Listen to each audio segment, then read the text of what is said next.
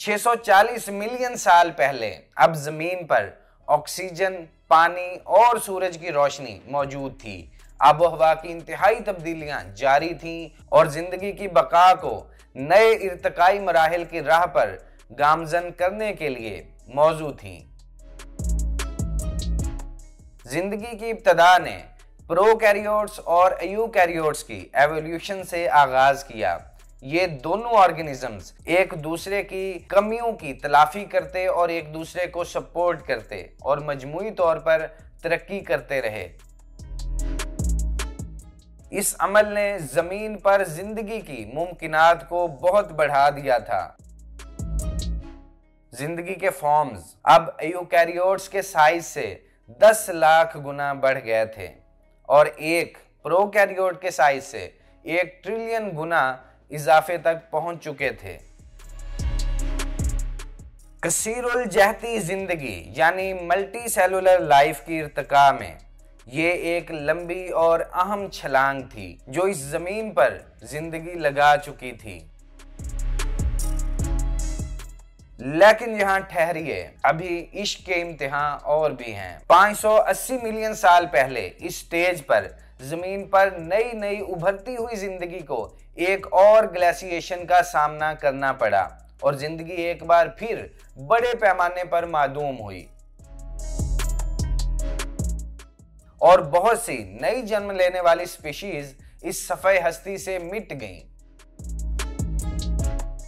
लेकिन वक्त गुजरने के साथ जिस तरह सारी मुश्किलात खत्म हो जाती हैं, ये मुसीबत भी गुजर गई और आलमी आबोहवा आहिस्ता आहिस्ता गर्म होने लगी।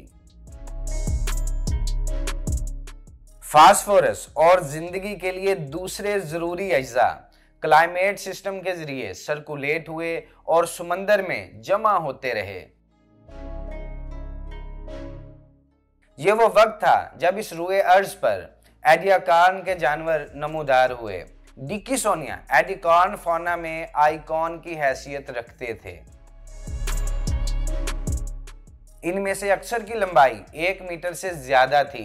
ये बगैर किसी खोल या शेल के नरम जिस्म वाली मखलूक थी। ये रोडीनिया बर्रे-आज़म के अराउंड गर्म समुद्री माहौल में रहते थे। इसके बाद 550 मिलियन साल पहले जमीन की सतह से ग़िज़ाई अज्जा की फराहमी में अब तक इजाफा हो रहा था। माहौलियाती ऑक्सीजन भी तेजी से बढ़ रही थी। समंदरों में फेरस आयरन की मिकदार में इजाफा हुआ। फेरस आयरन एक बार फिर ऑक्सीडाइज होकर लोहे के बड़े बैंड्स बनाने लगा। समंदर में फास्फोरस और कैल्शियम की सतह में इजाफा हुआ।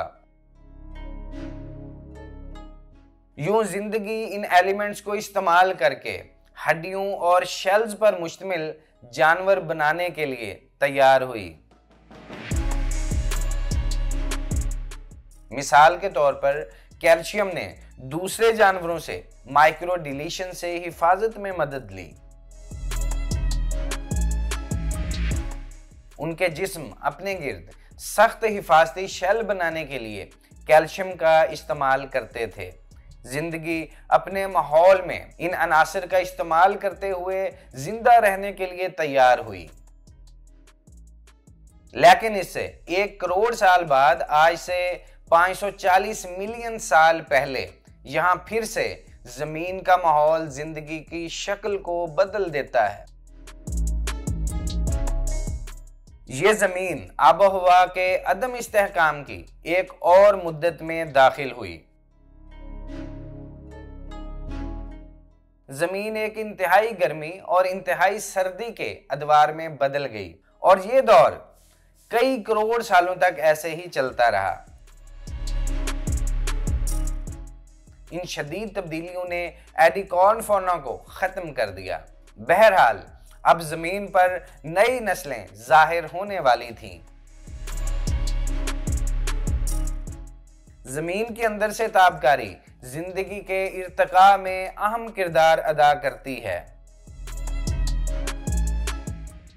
कॉन्टिनेंटल रिफ्ट एक ऐसी जगह है जहां एक बर्रे-आज़मी शगाफ ताबकार अनासर को बेनकाब करने के लिए खुला रहता है।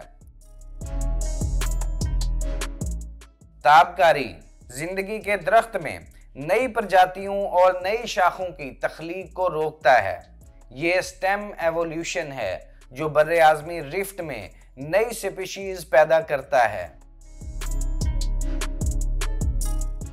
जिंदगी हर छोटे बर्रे-आज़म पर अलग से तैयार हुई, फिर जब ये छोटे बर्रे-आज़म दोबारा से रिकम्बाइन हुए तो इन पर मौजूद जानदारों के दरमियान क्रॉस ब्रीडिंग से मजीद नए जानदार वजूद में आते गए। यूं मुख्तलिफ क्रॉस नस्लों को बनाया गया। जिंदगी की मुख्तलिफ हालतों की नई शक्लें फरोग पाईं। ये क्राउन एवोल्यूशन है। कॉन्टिनेंटल तसादुम ने अर्थ की सतह पर मुख्तलिफ माहौल पैदा किए। बड़े बर्रे-आज़मों में खलीज और गल्फ को खास तौर पर अपस्ट्रीम की तरफ से ग़िज़ाई अज्जा की अच्छी तरह से फराहमी की जा रही थी। इन ग़िज़ाई अज्जा का इस्तेमाल करते हुए कैम्ब्रियन दौर की जिंदगी बहुत जल्द मतनू हुई, डाइवर्सिफाइड हुई। कैम्ब्रियन धमाके में करीब 35 नए फाइला पैदा हुए। ये फाइला पौधों और जानवरों की उन तमाम इकसाम की बुनियाद बन गई जो आज हम देखते हैं। जिंदगी के एवोल्यूशन के 3 अहम तरीके हैं। पहला, मैस एक्सटिंक्शन यानी बड़े पैमाने पर मादूमियत जिन्होंने बहुत सारी प्रजातियों का स्पेशीज का खात्मा किया।